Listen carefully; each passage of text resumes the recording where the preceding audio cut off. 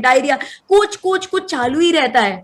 Y? Because ये चीज पर ध्यान नहीं दिया हमने, बेसिक्स पे ध्यान नहीं दिया। अगर फीडिंग बराबर होती तो बच्चे को ये सब प्रॉब्लम ही नहीं आती थी, ये सब प्रॉब्लम ही नहीं आती थी। So feeding is very very very very very important. अब बेनिफिट्स क्या क्या है फीडिंग के? सबसे पहले बच्चे के लिए क्या क्या बेनिफिट है? मदर्स मिल्क सबसे न्यूट्रिशियस एंड इजिली डाइजेस्टेबल, और बेबी जो मदर मिल्क पाते हैं वो बहुत ज्यादा हेल्दी होते हैं, सिर्फ फिजिकली भी नहीं, उनका ब्रेन भी ज्यादा पावरफुल होता है। Breast fed babies have higher IQs, उनका जो इंटेलिजेंस है मदर्स मिल्क वाले बेबी का हायर होता है। ये सब रिसर्च कह रही है, मैं नहीं कह रही हूँ, सब रिसर्च, आप इंटरनेट पे सर्च कर सकते हो। Breast fed babies bond very closely with their mother. जो बॉन्डिंग माँ और बच्चे की फीडिंग के टाइम बनती है वो और कभी बन ही नहीं सकती। जो माँ ने बहुत अच्छे से अपने बच्चे को फीड कराया, उनकी बॉन्डिंग अपने बच्चे के साथ कुछ अलग ही लेवल की होती है। अब माँ को क्या क्या बेनिफिट है? सबसे पहला बेनिफिट, माँ जल्दी पतली हो जाती है। जितना भी प्रेगनेंसी वेट है फीडिंग करा के सब खत्म। मैंने अपने दोनों प्रेगनेंसी में 35 किलो पुट ऑन किया था, सच्ची बता रही हूँ, मतलब इट वाज नाइटमेयर, बहुत था।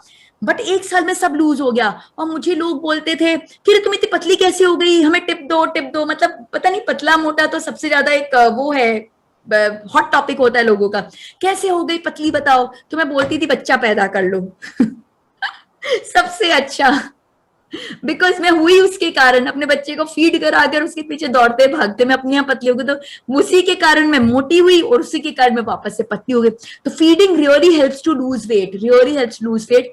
प्लस आपको breast cancer, ovarian cancer, osteoporosis, इस तरह की बीमारियां नहीं होती जो आजकल बहुत बढ़ गई है। एंड थर्ड सबसे इंपॉर्टेंट जो चीज है, बहुत पैसे बचते हैं, टाइम बचता है, एफर्ट बचती है जब आप बच्चे को फीड कराते हो। बिकॉज अगर आप बॉटल फीड करते हो बच्चे को, वो बॉटल को स्टेरिलाइज करो, बहुत बहुत सारी, वो डब्बा लो, गर्म पानी लो, बहुत प्रॉब्लम।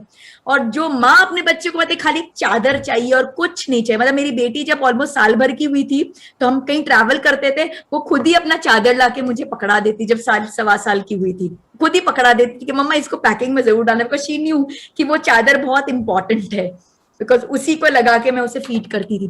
तो this is very very important that feeding बहुत टाइम, बहुत एनर्जी, बहुत मेहनत को सेव करता है। सो आई जस्ट थॉट, था हमारा टॉपिक गर्भ संस्कार, बट फीडिंग मुझे लगा कि अब, so now we come to our last slide, which is become a proud mother, welcome the child of your dreams। अगर सही में जो हमने सारी बातों को जो डिस्कस किया, अगर हम उसको फॉलो करेंगे तो ब्रह्मांड खुद आके आपके स्वप्न का बच्चा आपको गिफ्ट में देगा। खुद खुद आपके गोदी में वही बच्चा होगा जिसको आपने क्रिएट किया, वो आपका खुद का क्रिएशन होगा। Nobody can stop you from that. So with this, I put an end to my session on Garbh Sanskar.